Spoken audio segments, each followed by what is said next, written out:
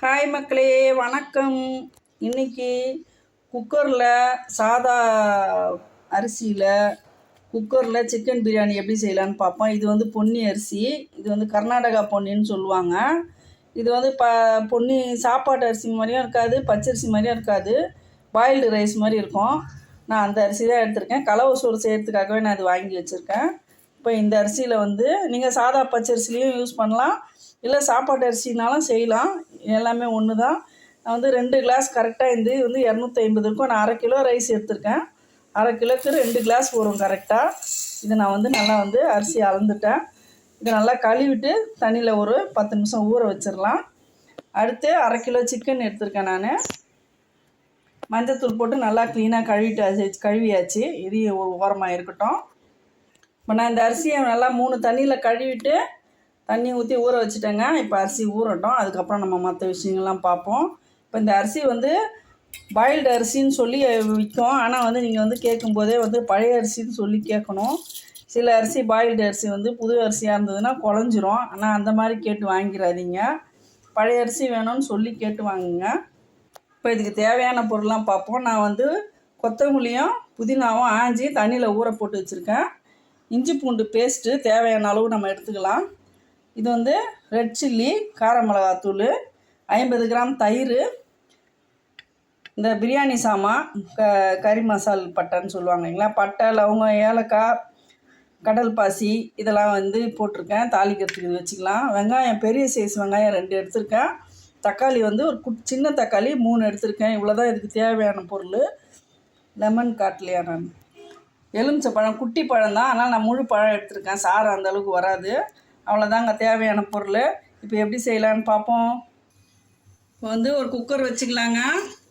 Cooker நல்லா காயட்டும்.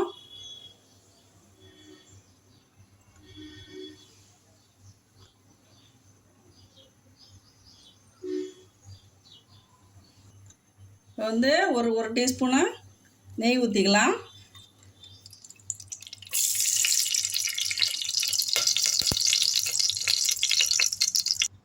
Oil ஒரு 75 கிராம் ஊற்றிப்போம். அது ஒரு மொத்தம் வந்து 100 கிராம் வரும் கணக்கு, 1/2 கிலோ ரைஸ்க்கு. இது 75 கிராமு. அது நெய் வந்து 25 கிராம். இப்போ கறி மசால் பட்டை போட்டுக்கலாம். கொஞ்சம் சிம்மிலே வச்சு செய்யுங்க.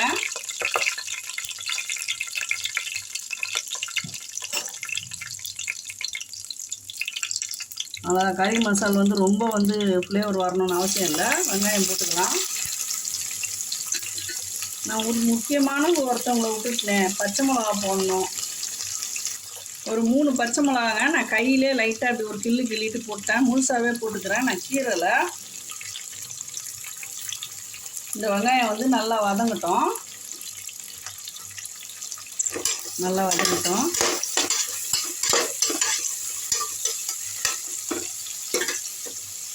இப்போ வதங்கிடுச்சா பார்ப்போம்.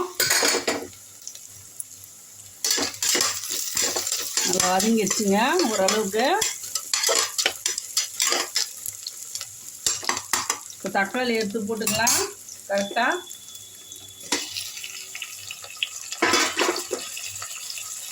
தக்காளி நல்லா வதங்கட்டும்.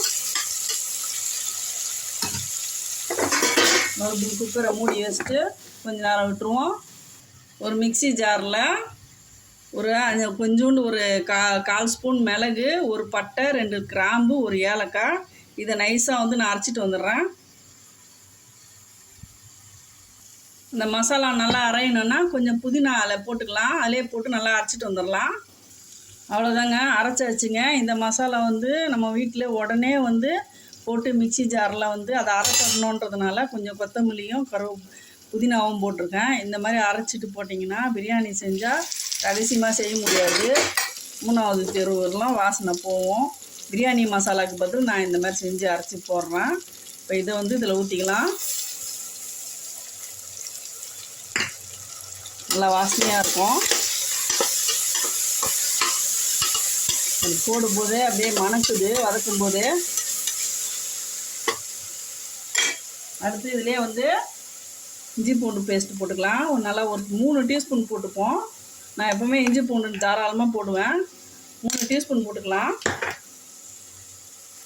பிரியாணி பொறுத்தவரை இஞ்சி பூண்டு நல்லா தாராளமாக போட்டாதாங்க வாசனை. ஆனால் நல்லா வதக்கணும், பச்சை வாசனை போக வதக்கணும், அதுதான் முக்கியம்.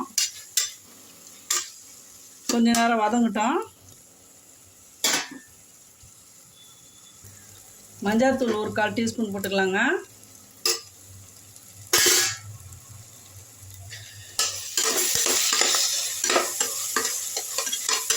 நல்லா வதங்கட்டும். நல்லா வதங்கிடுச்சுங்க. இப்போ இது வந்து மிளகாத்தூள் போட்டுக்கலாம். மிளகாத்தூள் வந்து கரெக்டாக வந்து நம்ம ஒரு 2 டீஸ்பூன் போட்டுப்போம். இது சின்ன ஸ்பூன் தான். இதில் வந்து தலை தட்டி 1 2 டீஸ்பூன் கரெக்டாக எடுத்து வச்சுருக்கேன் நான். பாருங்கள், அவ்வளோதான்,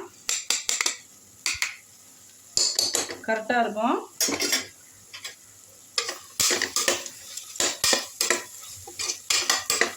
பச்சை வாசனை போகிற அளவுக்கு கொஞ்சம் நேரம் வதக்குவோம். இதுலேயே வந்து புதினா போட்டுக்கலாம். பாதி புதினா எடுத்து வச்சுருவோம். புதினா மல்லி பாதி வந்து நல்லா அலசி போட்டுக்கலாம்.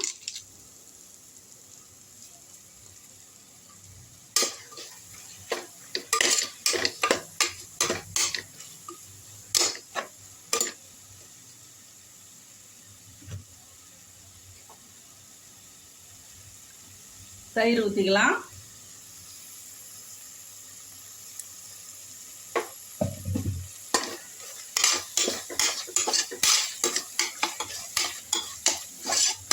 நல்லா எண்ணெய் பிரிஞ்ச அளவுக்கு வதங்கின அளவுக்கு வதங்கணுங்க. பச்சையாக உடனே போட்டுறாதீங்க. நல்லா அந்த மாதிரி வதங்கட்டும். ஒரு 2 நிமிஷம் விடுவோம். தீயை குறைச்சி வச்சு. ஆல்ரெடி தீ கம்மியில் தான் இருக்குது, இன்னும் கொஞ்சம் குறைச்சிக்கலாம். வதங்கிடுச்சா பார்ப்போம். பாருங்கள், நல்லா எண்ணெய் பிரிஞ்சு வந்திருக்கு. இப்படி தான் வதங்கணும். தீ குறைச்சிருந்தால் தான் இப்படி வதங்கும். இல்லைன்னா வந்து இஞ்சி பூண்டு போட்டதுனால அடி பிடிச்சிரும். இப்போ இதில் வந்து 3 டீஸ்பூன் கல் உப்பு போடுறேன்.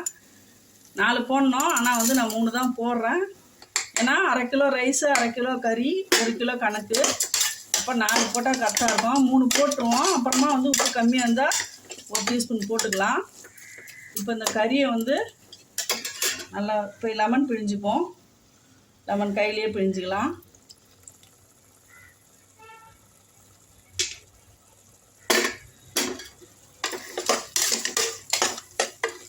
அவ்வளோதாங்க, நல்லா வதங்கிருச்சு.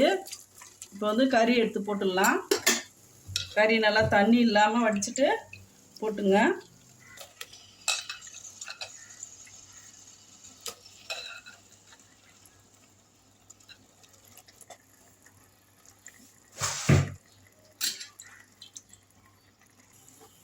நல்லா கிண்டி விட்டுடலாம்.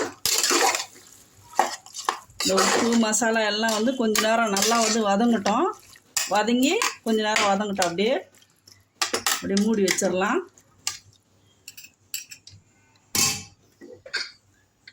கொஞ்சம் தீயை கூட்டி வைப்போம். லேசாக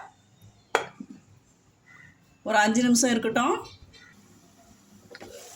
திறந்துருவோம். ஏன்னா அப்பப்போ நம்ம திறந்து வதக்கிட்டே இருந்தால் தான் அடி பிடிக்க வாய்ப்பு இருக்குது. அதனால் அடி பிடிக்காமல் செய்யணும், அதுதான் சீக்ரெட்டு.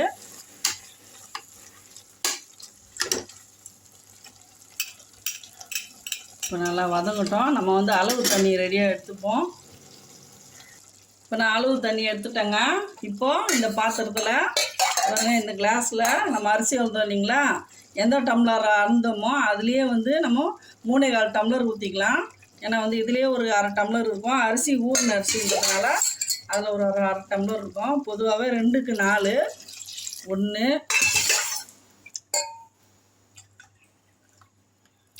2, 3, கரெக்டாக 3/4 வச்சுக்கலாங்க. கரெக்டாக இருக்கும். அப்போது நம்ம கிண்டி விட்டுட்டு உப்பு கரெக்டாக தான் பார்த்துட்டு தேவைன்னா இந்த 1 டீஸ்பூன் போடலாம், வேண்டாம்னா விட்டுடலாம்.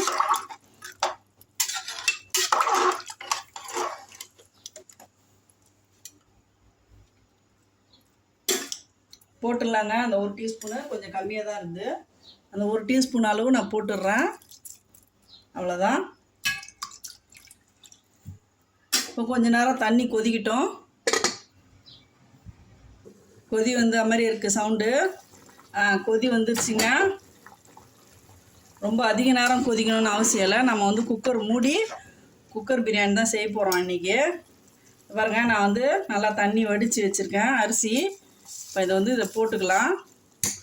கரெக்டாக இருக்கும் இந்த குக்கருக்கு இந்த 1/2 கிலோ அரிசி. லேசாக ஒரு கிண்டி இது வந்து பொன்னி அரிசி தான், அதனால் இது தைரியமாக கிண்டலாம். பாசுமதி அரிசினா தான் கஷ்டம். நம்ம வந்து இது நல்லா வந்து கிண்டி விட்டுட்டு இதிலே வந்து புதினா மல்லியை போட்டுட்டு குக்கரை மூடிடுவோம்.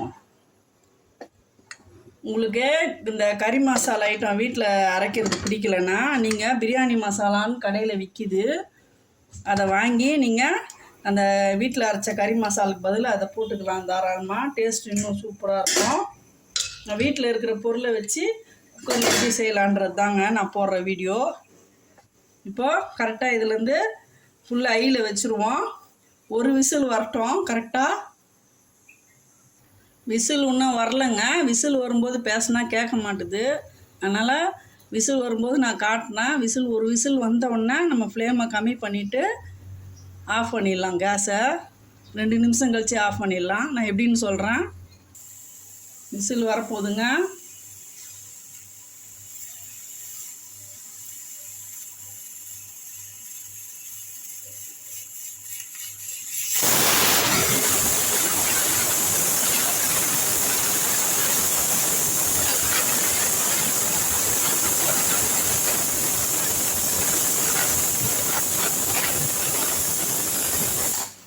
அவ்வளோதான், விசில் அதுவாக நின்றுச்சு. இப்போ வந்து ஃபுல்லாக வந்து ஃப்ளேமை கம்மி பண்ணிக்கலாம். ஃபுல்லாக ஃப்ளேம் இப்போ கம்மி பண்ணிவிட்டு கரெக்டாக இந்த டைம் பார்த்துக்குங்க. 2 நிமிஷம்தான். அவ்வளோதாங்க, கரெக்டாக 2 நிமிஷம் ஆயிடுச்சுங்க. இப்போ வந்து கேஸை வந்து ஆஃப் பண்ணிடலாம். அவ்வளோதான். இப்போ எப்போ ஃப்ளேம் ஃபுல்லாக, அதாவது நம்ம திறக்காமலே தூக்குனோம்னா ஏரே சுத்தமாக இருக்கக்கூடாது குக்கரில். அப்போனா தான் பிரியாணி கரெக்டாக இருக்கும். நடுவில் எந்த காரணத்தை கொண்டா ஏரை எடுத்து விட்டு அவசரப்பட்டு திறந்தீங்கன்னா முடிஞ்சு போச்சு கதை. நம்ம வந்து ஃபுல்லாக ஏர் இறங்கின பிறகு உங்களுக்கு சாப்பாடு எப்படி வந்துச்சு நான் காட்டுறேன். ஏர் போயிடுச்சா பார்ப்போம். ஒரு 15 நிமிஷம் ஆச்சு. ஏர் இல்லை சுத்தமாக. திறப்போம்.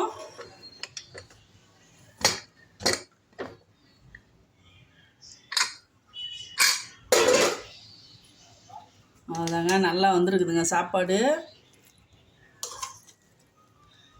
பாருங்க, கறி நல்லா சூப்பராக வந்திருக்கு. உதிரியாகவும் இருக்குது பாருங்க.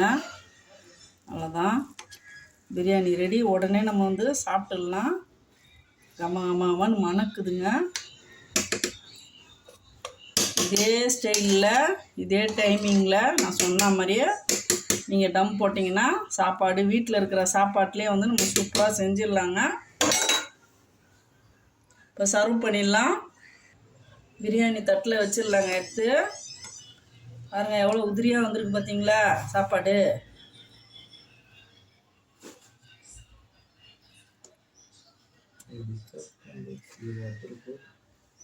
அவ்வளோதான், தயிர் பச்சடியோட சர்வ் பண்ண வேண்டியது தான். இந்த வீடியோ பிடிச்சிருந்தா லைக் பண்ணுங்கள், ஷேர் பண்ணுங்கள், சப்ஸ்கிரைப் பண்ண மறக்காதீங்க. தேங்க்யூ மக்களே. ஆவி பறக்க ஒரு பிரியாணி. இது கொஞ்சம் கூட அடி பிடிக்காமல் வந்திருக்கு. அதை காட்டுறதுக்காகவே நான் இதில் வேறு எண்ணத்தில் மாற்றுறேன். பாருங்கள், நான் வீடியோ முடிச்சிட்டேன். இருந்தாலும் குக்கரில் அடியே பிடிக்கலன்றது நீங்கள் பார்க்கணும். அப்போ தான் உங்களுக்கு செய்கிறதுக்கு நல்லாயிருக்கும். பாருங்கள், ஒரு சொட்டு கூட பிடிக்கல. ஆனால் அவ்வளோ சோறோடு நம்ம காட்ட முடியாது. 1/2 கிலோ சோறு எவ்வளோ வந்திருக்கு பார்த்தீங்களா, 2 கிளாஸு. பாருங்கள், ஒரு ட்ராப்ஸு கூட அடி பிடிக்கல பார்த்தீங்களா. அடி விரலும் பல்லுன்னு இருக்குது பாருங்க. ஒரு சொட்டு கூட அடி பிடிக்கல பார்த்தீங்களா. இதுதான் கரெக்டான அளவு. சோறு அழுன பிறகு குக்கர் கழுவுன மாதிரி இருக்கணும். நிறைய பேர் வந்து கூட 2 விசில் 3 விசில் விட்டு அடி பிடிக்க விட்ருவாங்க. அதேமாரி சாப்பாடும் பாருங்கள் சூப்பராக வந்திருக்கு. தேங்க்யூ.